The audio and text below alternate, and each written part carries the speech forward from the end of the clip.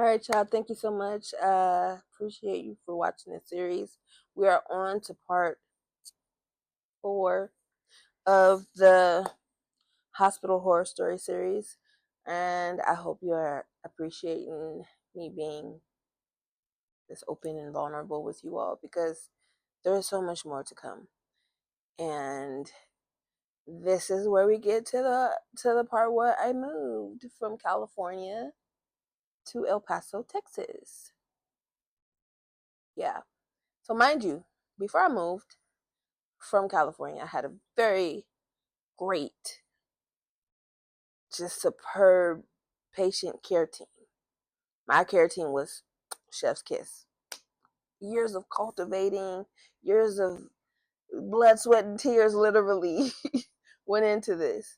And so I was very nervous about going to a whole different state, whole different, situation where I didn't have a support system, no family, no friends, nothing.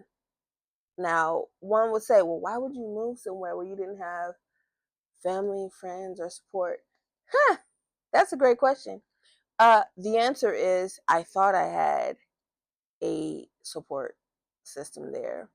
I was bamboozled, hoodwinked, led astray, all those great things. When you know somebody most of your life and you think that they're your best friend, and they're really not. You're their best friend, however that looks. But it is what it is. That's a whole nother story for a whole nother day. When it comes to the whole support you, I support you, but not really. But really, don't need me. But I'm here. But am I? Yeah. That's another story. Again, like I said, for another day.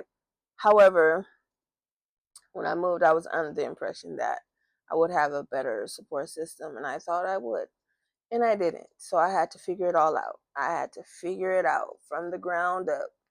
I had to figure out childcare for my child,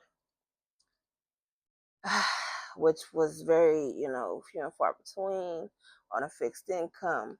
However, I have to make sure my child has somewhere safe to stay when I have to go to the hospital. So what does that mean?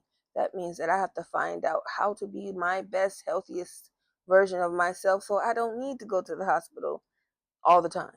That is not how my life was set up when I lived in El Paso. I didn't have that luxury. So when I would get sick, I was really, really sick. Um, with that being said,